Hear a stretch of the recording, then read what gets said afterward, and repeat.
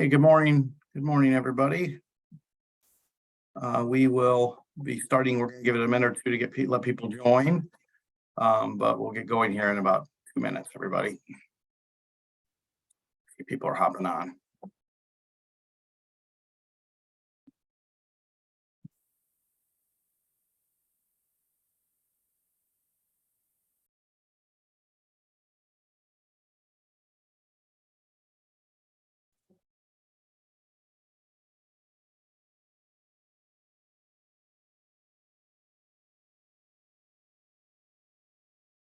About 1 more minute. We still got people every about 5 seconds hopping on here, Barry.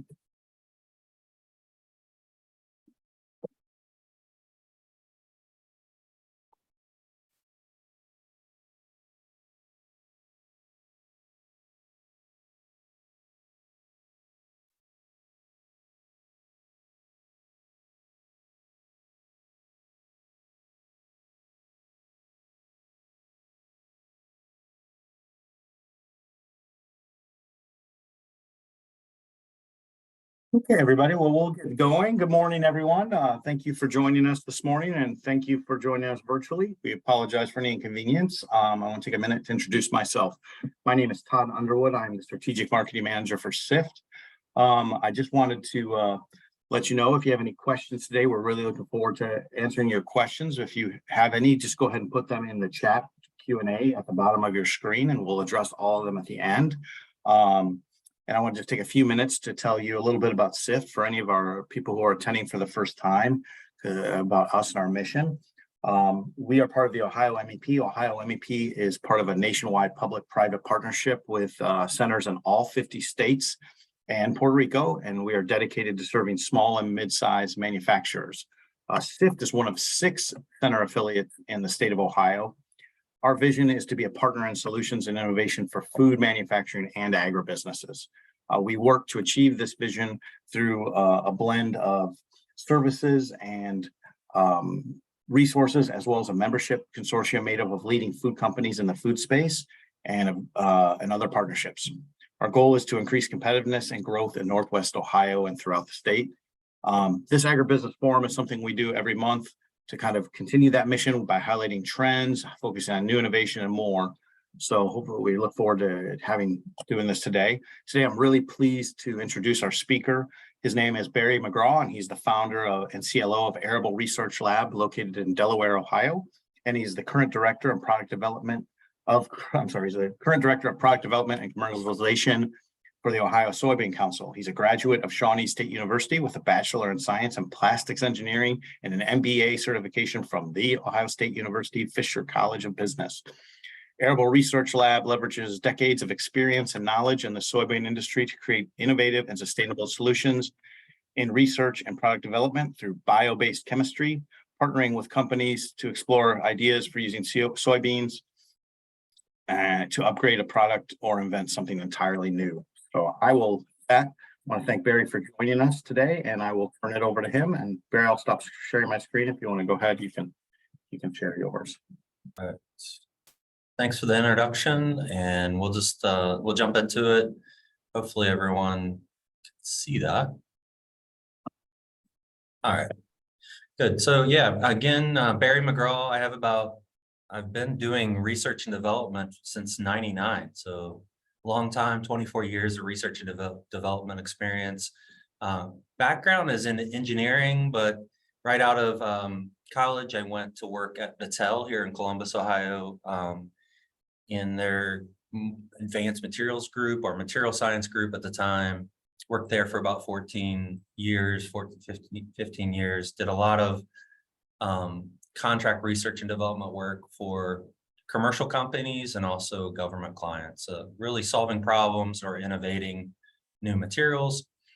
Then started doing research for the Ohio Soybean Council. So I was a contractor of the Ohio Soybean Council, developing material polyols for foams, plasticizers for PVC, and then really got to like working for farmers, working for the soybean farmers in Ohio, and then started working for the Ohio Soybean Council about 10 years ago.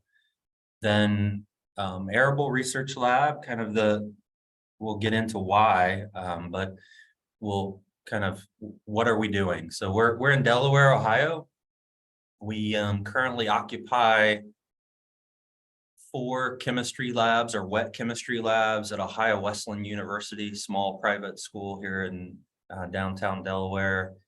And we are trying to bridge the gap between research and commercialization. So we work directly for or with commercial or consumer companies that want to add bio-based products or soy-based products to their shelf or to their market or to their raw material line.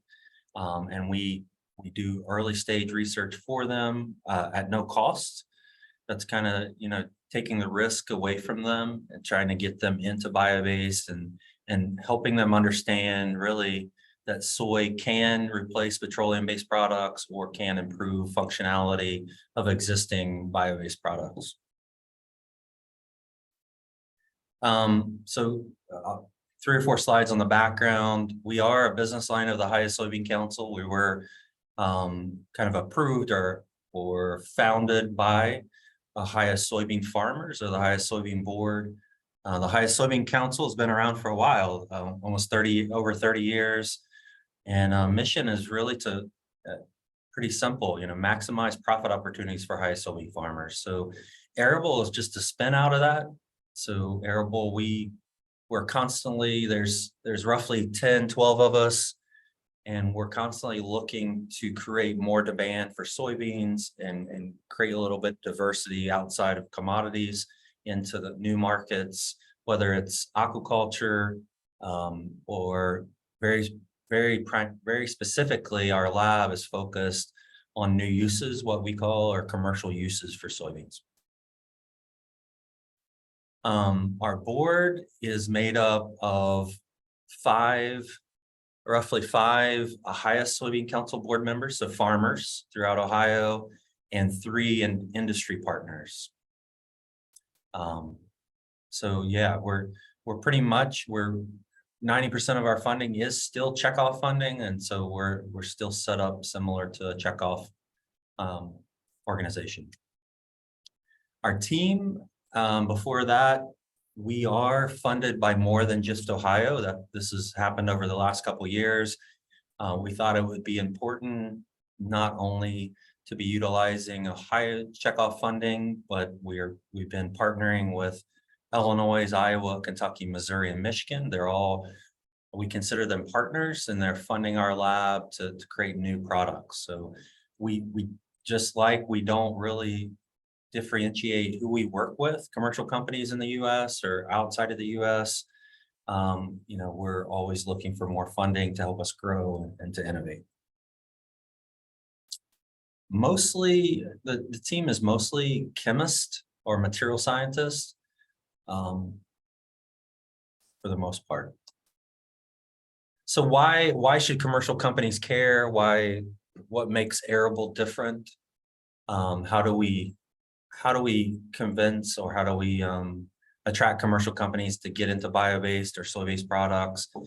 I think over the years, soy is not a new raw material for industrial products.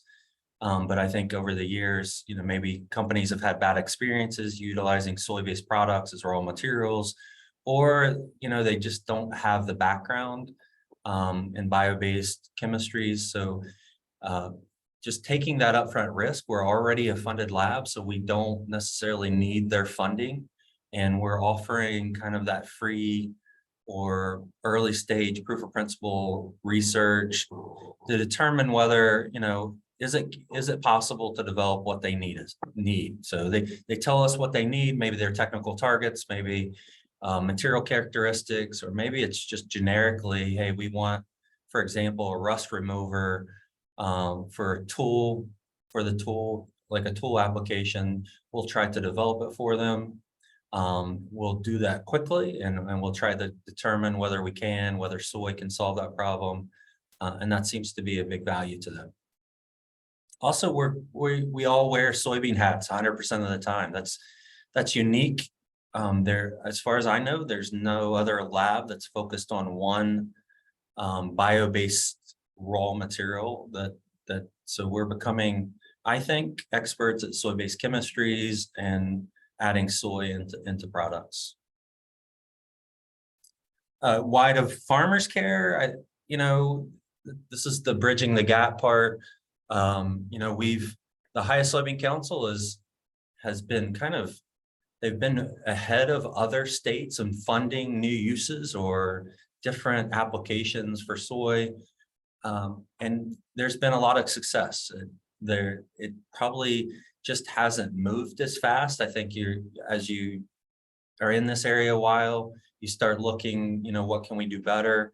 And I think Airable just kind of bridges that gap, and we take the middle folks out. So we're not funding universities necessarily to develop new products or other research organizations.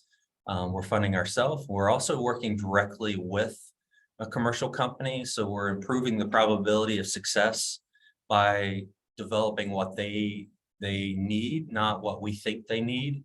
And that has been a big game changer.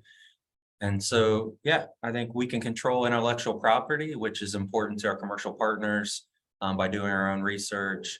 And then a lot of the chemists here hear me all the time, and maybe the board members, 1-month projects. And really just what that means is we may only have a week project. We can start and stop things no matter what. So we're not funded by one company to develop one technology. So if we believe that soy can't solve a problem, we'll kill that project and move on to the next thing really quickly. Or if something's showing promise, we'll put more resources towards it. So it's the flexibility of that has been a lot of value. So what do we do in the lab? We're primarily focused on the oil, starting with soybean oil or high oleic soybean oil. We also work and look at applications or demand for meal or co-products.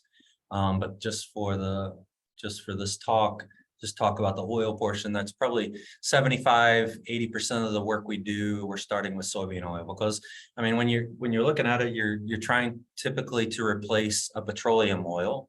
So it's just a natural fit. We're looking at additives, whether it's in plastics or polyols for foams or epoxidized soybean oil as a starting material.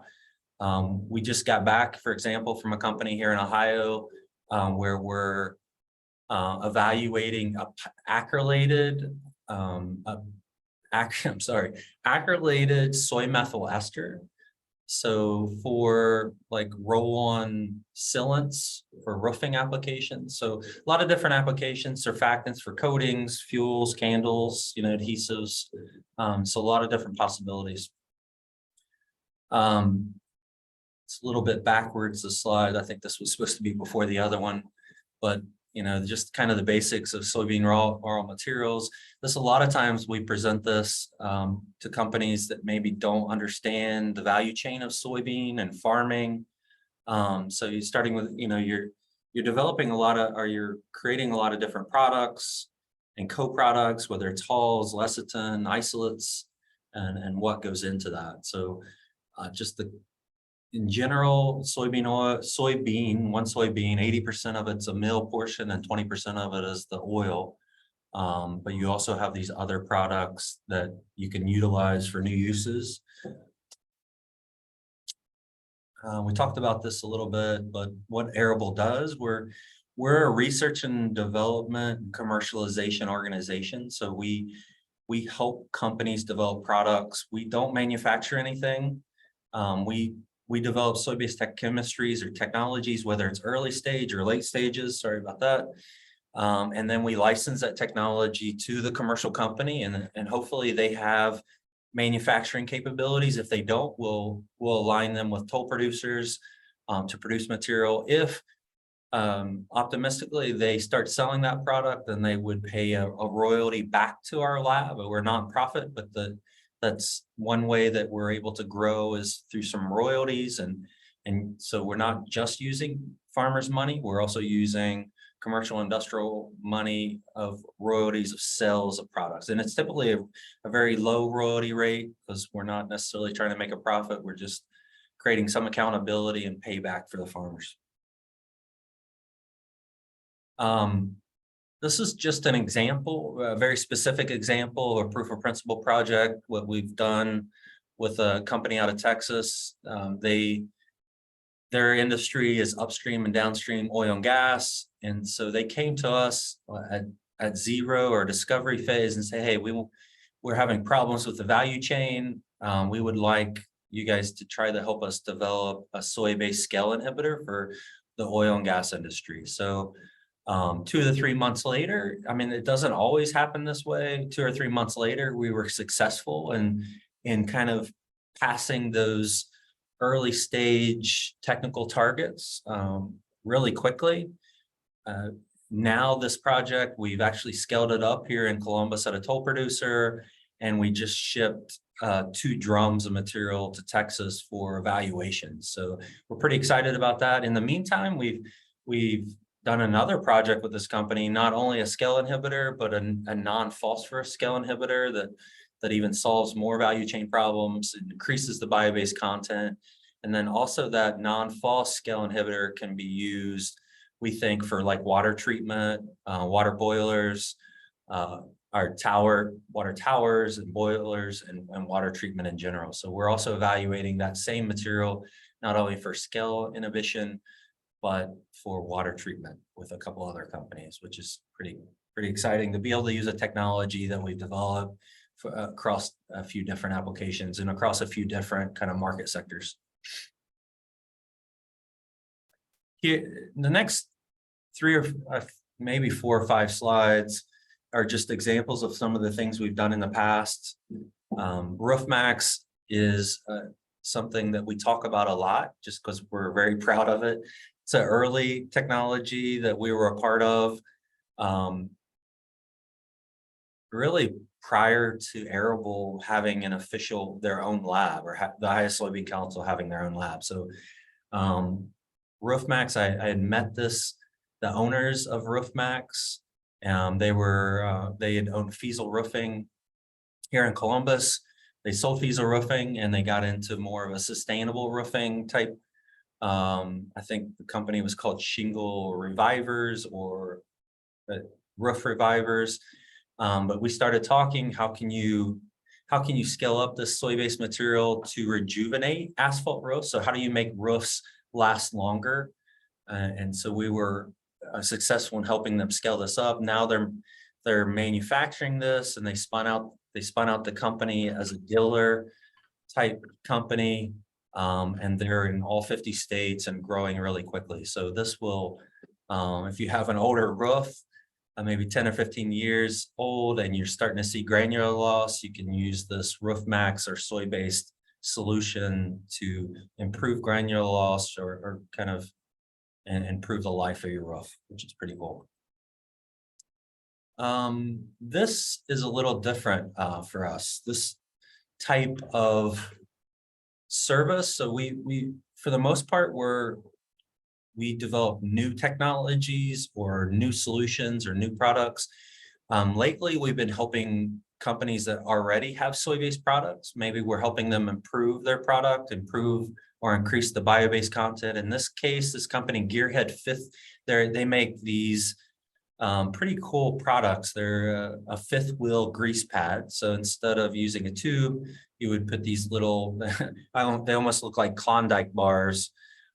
So they have a shell, an outer shell, a wax shell, and then the inside is a soy-based grease. Well, we help them switch the outer shell from a paraffin or petroleum wax to soy wax. And then we also increase the soy grease content in the shell. And the product is performing better with respect to stability. So if you have these in your cab of your car or the cab, in a hot day, they won't stick together in the packaging. So the soy wax allows that.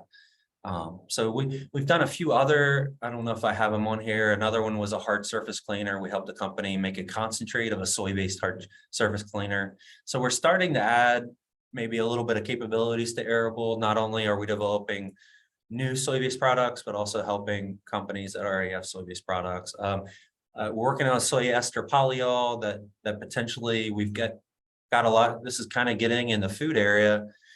We've got a lot of requests for compostable, industrial compostable packaging solutions. So this was one material that we've been working on that we could potentially use it as an adhesive or a foam or a packaging application that might break down in an industrial compost environment. Structure adhesives, you guys are familiar most likely with two-part adhesives. We've been working on a soy-based version of that, a hardener and the resin portion, and I'm going quickly. But leather conditioner, soy is very good at conditioning leather or lotions or surfactants, waxes. So it's a natural fit to look at it as a leather application. We started this project with a company out of Kansas in the automotive industry, and they provide large amounts of material to like dealerships, like a Ford dealership versus like you buying the material at AutoZone. So that's where this project started. And we continue to work on not only a conditioner, but we're also working now on a paste material for maybe high-end saddles or in boots. Most of these, like I had mentioned, we're starting with soybean oil or higher oleic soybean oil. In this case, we're looking at how to utilize soybean hulls. In this, where we're using it in a polyolefin. Actually, this is a polyethylene, but you could put it also in a polyolefin material, polymer, as a reinforcement. So looking at 30 to 40% type added loading levels to try to not, at the same time, not compromise the physical properties. So this is actually being scaled up and then produced in the manure spreader boards, almost like they look like deck boards, and also fence post and fence rail materials. So we're excited, and we're hoping that company will commercialize this material. Silicone, similar to different lubricants. I would call this more of a platform technology. We could tailor it based on maybe like different types of applications, but just to give you an idea of what soy can do. So what are some of the things we're doing here in early 2023? It's not early anymore. So halfway past, but we have licensed another soy-based scale inhibitor, a lot of scale inhibition. We're also excited that it can be used for other applications, water treatment. We've partnered with a company called Dynamic Green Products, which we're very excited about. They're the major manufacturer for Stanley Black & Decker, which is like the DeWalt brand, Craftsman, where last year we helped launch a bar and chain oil for DeWalt. You can get that at Home Depot, Amazon, online, but it actually has the Ohio Soybean Council logo on the back of the bar and chain oil. And prior, we're going to have this meeting in person, and I already had a couple cases of bar and chain oil. So hopefully maybe I can get that to the SIFT and folks can sample that material. But we've partnered with that same company, Dynamic Green Products, to develop 3 new products: a rust remover, a penetrant similar to like a WD-40, and a leather paste. And we believe that we will, based on where these technologies are, we believe that these 3 technologies will be commercialized by the end of the year.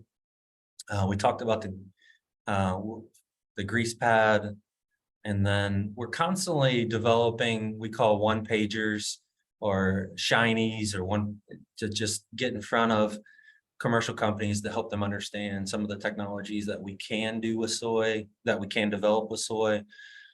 We do file provisional patents or patents when its timing is right and the economics are right. And we filed 3 this year, 2 in the kind of plasticizer area, 1 for plasticizers for thermoset resins, 1 plasticizer for like PVC applications or polyvinyl chloride applications, and then a surfactant cationic surfactant can be used in a lot of different applications. I think that's it. And then I was gonna see if I can share. Let's see, new share.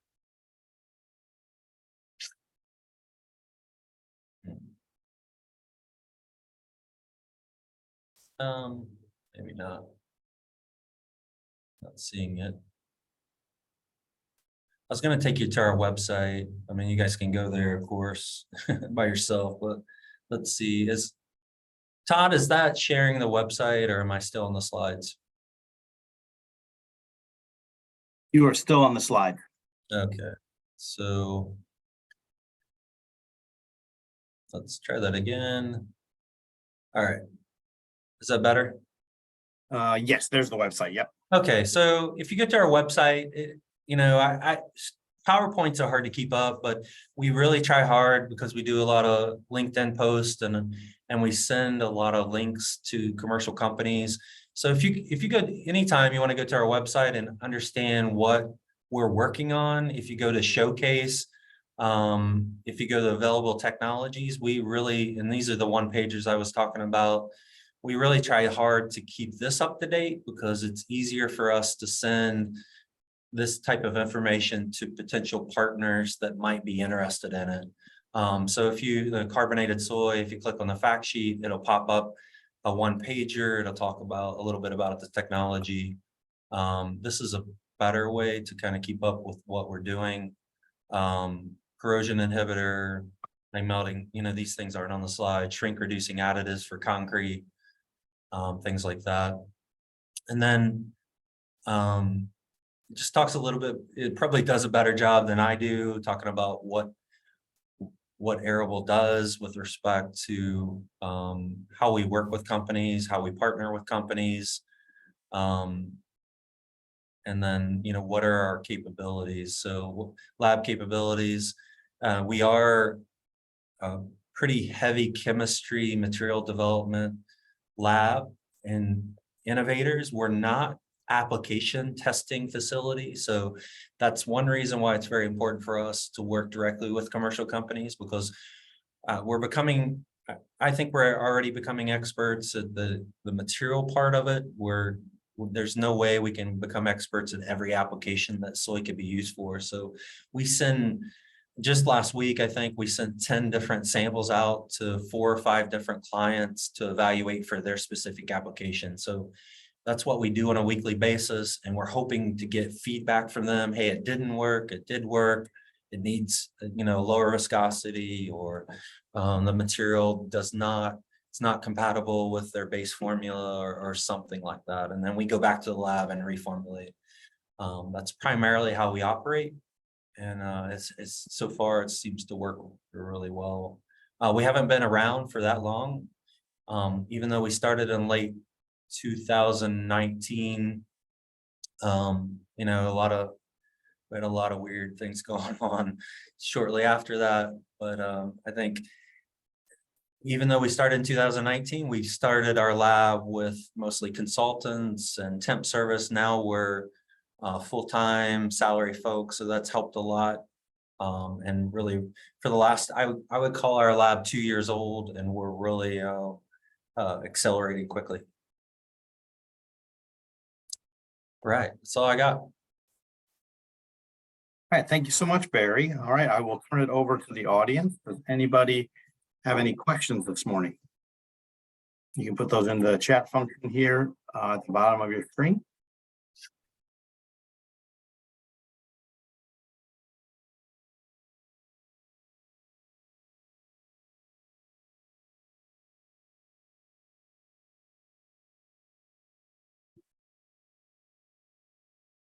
We got a quiet group this morning. Maybe we haven't had enough coffee yet. It was early. It is early. All right, well, I'll ask a question. What are you most excited for in the future for you in Airable Lab, Barry? What's coming down the pipe that will get you excited? I saw a couple questions. I'm sorry, Todd. Go ahead. I asked. Oh, here they are. So sorry, just a couple popped up. Okay, fascinating. The public. Okay, how difficult to certify food grade applications? Yeah, that specific question is why we stay away from food, really honest. We will develop Excuse me. packaging or food application solutions, but we have kind of an unwritten rule that we have to have a commercial partner we're already working with, that they're already asking for. So I don't honestly I don't have an answer for that, because I lean on commercial companies depending on what type of application, how long it takes, regulations. So we won't, we've learned over the years, we actually, just a little bit of background, we developed a bisphenol A free coating for like inside of like cans when that was it's still a challenge. And just the difficulty, even talking to companies. I remember talking to Campbell's, and they were interested in our technology, but they were already like a year into testing, and they have to evaluate every new coating with almost over 100 cans before they'll switch. A million cans, I'm sorry, more than 100, a million cans before they'll switch coating. So trying to get into that market without a commercial company that can drive it, it's not something Airable is suited to do.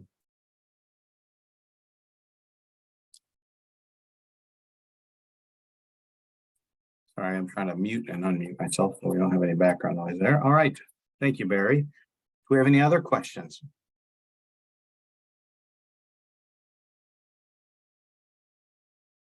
All right. We'll wrap it up then. And I want to thank everybody for coming. I want to thank Barry for joining us, and we will have some information out for next month's Ag Forum. And Barry, thank you so much, and enjoy the rest of your summer break. And we look forward to hearing more about you and Airable Lab down the road. All right. Hey, thanks, Todd. Thanks everyone. Thanks so much. For listening. Thank you. Bye. All right. Bye-bye.